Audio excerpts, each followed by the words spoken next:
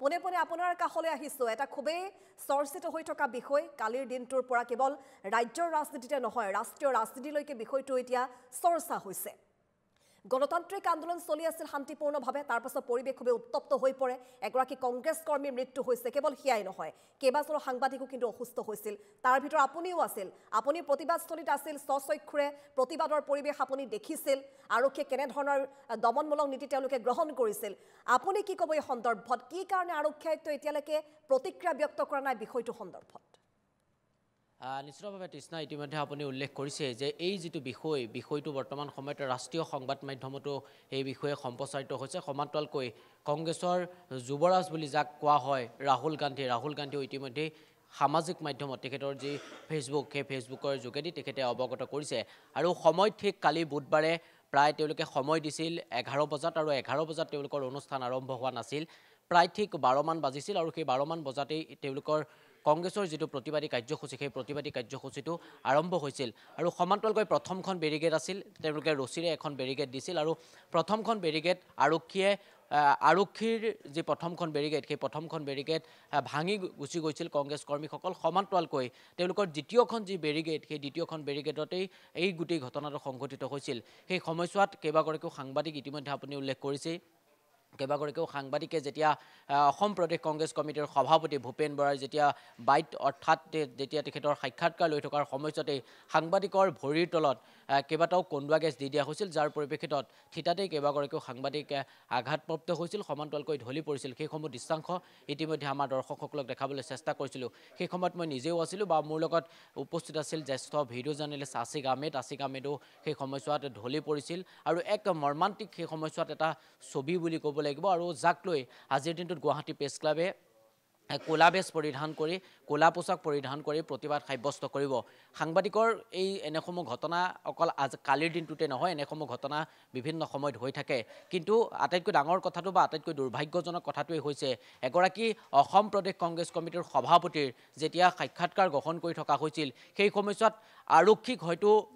যিসকল আৰক্ষীয়ে ভৰিৰ তলত সাংবাদিকৰ ভৰিৰ তলত বা কাষতে যেতিয়া সাক্ষাৎকাৰ লৈ থকা হৈছিল সেই সময়ছোৱাতে কিন্তু এই কন্দুৱা গেছ নিক্ষেপ কৰা হৈছিল যাৰ পৰিপ্ৰেক্ষিতত সকলোৱেই আঘাত পাইছে সমান্তৰালকৈ সেই সময়ছোৱাত অসম প্ৰদেশ কংগ্ৰেছৰ সভাপতি ভূপেন বৰাও ঢলি পৰিছিল সেইসমূহ দৃশ্যাংশ আমি ইতিমধ্যে দেখাইছোঁ আৰু যাক লৈ আজিৰ দিনটোত গুৱাহাটী প্ৰেছ ক্লাবে দিনৰ 12:30 প্ৰতিবাদ সাব্যস্ত কৰিব অসমৰ যিসকল বৈদ্যুতিক মাধ্যমে হওক বা ছপা মাধ্যমৰ যিসকল সাংবাদিক সেই সাংবাদিকসকল উপস্থিত হৈ প্ৰতিবাদ সাব্যস্ত কৰিব আৰু কালিৰ দিনটোত যদি চায় তেনেহ'লে মহানগৰ আৰক্ষীৰ দিগন্ত বৰাই কিন্তু ইয়াক লৈ কোনো ধৰণৰ বৰ্তমান সময়লৈকে প্ৰতিক্ৰিয়া প্ৰকাশ কৰা নাই সকলোৱে এটা কথাই কৈছে যে সাংবাদিকৰ এনে ধৰণৰ ঘটনা কিয় কৰিবলগীয়া হ'ল ইতিমধ্যে এগৰাকী জ্যেষ্ঠ সাংবাদিক কেনেদৰে ঢলি পৰিছিল সেইসমূহ দৃশ্যাংশ দেখিছে আৰু এই যিটো বিষয় এই বিষয়টোক লৈ ৰাহুল গান্ধীয়ে ইতিমধ্যে তেখেতৰ সামাজিক মাধ্যমত টুইট কৰিছে সামাজিক মাধ্যমৰ যোগেদি অৱগত কৰিছে যিটো মিডুল ইছলামৰ পৰিয়ালৰ লগত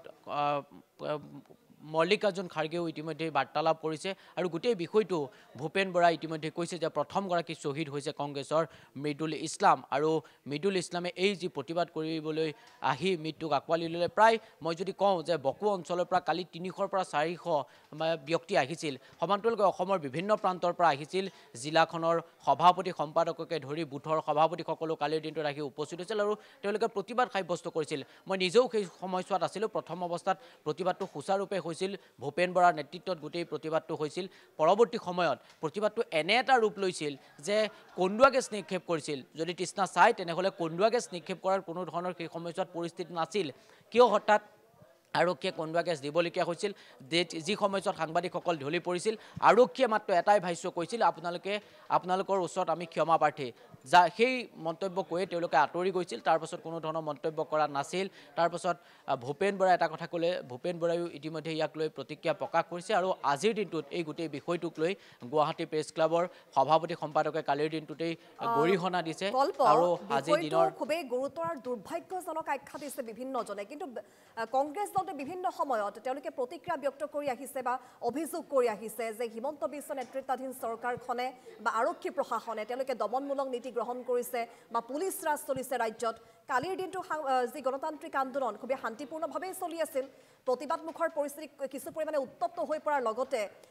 আমি দেখিবলৈ পালোঁ যে আৰক্ষী প্ৰশাসনে যথেষ্ট তেওঁলোক আচলতে বাধা দিবলৈ যৎপৰ আছে, তেওঁলোকে চেষ্টা চলাইছিল। কিন্তু ডাঙৰ কথাটো হৈছে যে এই বিষয়টোক লৈ আৰক্ষী আয়ুক্তগৰাকীয়ে কোনো ধৰণৰ প্ৰতিক্ৰিয়া ব্যক্ত নকৰিলে। যিসমূহ ঘটনা প্ৰবাহ, সেই ঘটনা প্ৰবাহে বিজেপি দলটোক বিশেষকৈ ক'ৰবাত বেকফুটলৈ লৈ যাব নেকি? চাওক তৃষ্ণা, আপুনি কেইবাটাও গুৰুত্বপূৰ্ণ কথা কৈছে যে আৰক্ষী আয়ুক্তগৰাকীয়ে কোনো ধৰণৰ মন্তব্য কৰা নাই। তেওঁলোকে কিয় মন্তব্য কৰা নাই হয়তো সেই কথা তেওঁলোকে জানিব, কাৰণ গৃহ বিভাগটো অসমৰ মুখ্যমন্ত্ৰী ডক্টৰ হিমন্ত বিশ্ব শৰ্মাৰ হাতত আছে, যাৰ পৰিপ্ৰেক্ষিতত তেওঁলোকে মন্তব্য দিয়াৰ আগত হয়তো তেওঁলোকে এশবাৰ ভাবিব লাগে, যাৰ পৰিপ্ৰেক্ষিতত তেওঁলোকে এই মুহূৰ্তলৈকে মন্তব্য কৰা নাই। কিন্তু মই যদি তৃষ্ণা এটা কথা কওঁ, তেনেহ'লে সাংবাদিকৰ যি নিগ্ৰহৰ ঘটনা, এনেধৰণৰ ঘটনা বাৰে বাৰে সংঘটিত হয়। বাতৰি সংগ্ৰহ কৰিবলৈ যোৱাৰ অৱস্থাত এনেধৰণৰ ঘটনা হয়। কিন্তু কালিৰ দিনটো যিটো ঘটনা সংঘটিত হ'ল, তৃষ্ণা, মই নিজেও আছিলোঁ, বা তেনেধৰণৰ উত্তপ্ত পৰিস্থিতি হোৱা নাছিল, যাৰ পৰিপ্ৰেক্ষিতত কালিৰ দিনটোত কন্দুৱা গেছ নিক্ষেপ কৰাৰো তেনেধৰণৰ পৰিৱেশ নাছিল। কা আন্দোলনৰ সময়ত আমি দেখিছিলোঁ যে হাজাৰ হাজাৰ লোক ওলাই আহিছিল, সেই সময়ছোৱাত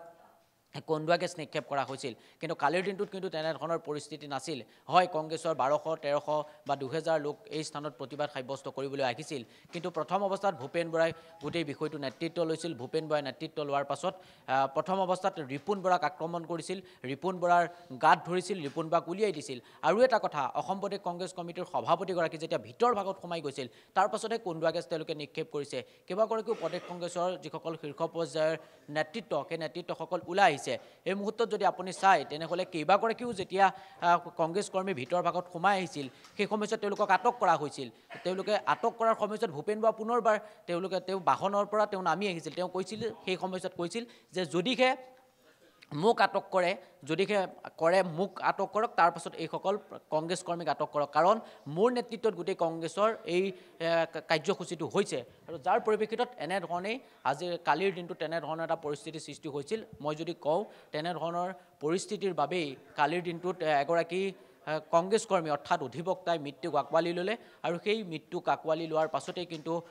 গোটেই বিষয়টো এই মুহূৰ্তত ৰাষ্ট্ৰীয় পৰ্যায়তো চৰ্চা লাভ কৰিছে। আৰু আজিৰ দিনটোত দিনৰ 12:30 আমবাৰীস্থিত গুৱাহাটীৰ প্ৰেছ ক্লাবত সাংবাদিকসকলে গোটেই বিষয়টোক লৈ প্ৰতিবাদ সাব্যস্ত কৰিব। সভাপতি সম্পাদকে ইতিমধ্যে এখন প্ৰেছ বিজ্ঞপ্তি এই মুহূৰ্তত সংবাদ মাধ্যমক অৱগত কৰিছে। আৰু গোটেই বিষয়টোক লৈ আজিৰ দিনটোত গুৱাহাটীৰ লগতে অসমৰ বিভিন্ন প্ৰান্তৰ সাংবাদিকসকলে ক'লা বেজ আৰু ক'লা পোছাক পৰিধান কৰি প্ৰতিবাদ সাব্যস্ত কৰিব। আপুনি যিটো কথা কৈছে যে বিভিন্নজনে এই মুহূৰ্তলৈকে এই বিষয়টোক লৈ প্ৰতিক্ৰিয়া প্ৰকাশ কৰিছে। ভূপেন বৰাই ইতিমধ্যে প্ৰকাশ কৰিছে, ৰকিবুল হুছেইনে এই মুহূৰ্তত কালিৰ দিনটোত নতুন দিল্লীত প্ৰতিক্ৰিয়া প্ৰকাশ কৰিছে। কিন্তু এই মুহূৰ্তত শাসনাধিষ্ঠ বিজেপিৰ ফালৰ পৰা কোনো এগৰাকী ব্যক্তিয়ে প্ৰতিক্ৰিয়া প্ৰকাশ কৰা নাই। আৰু সামাজিক মাধ্যমতো এই বিষয়ক লৈ তেওঁলোকে বিভিন্ন সময়ত যেতিয়া দেখা পোৱা যায়, এগৰাকী ব্যক্তি মৃত্যু হ'লে তেওঁলোকে লেখা দেখা পোৱা যায় বা তেওঁলোকে প্ৰতিক্ৰিয়া প্ৰকাশ কৰে। কিন্তু কালিৰ দিনটোৰ এই যিটো ঘটনাটোক লৈ কোনো ধৰণৰ মন্তব্য কৰা দেখা পোৱা নাই। আৰু আজিৰ দিনটোত হয়তো মন্তব্য কৰিব, আৰু কিছু সময় পাছতেই সেইসমূহ পৰিৱেশ আমি দেখাবলৈ চেষ্টা কৰিম।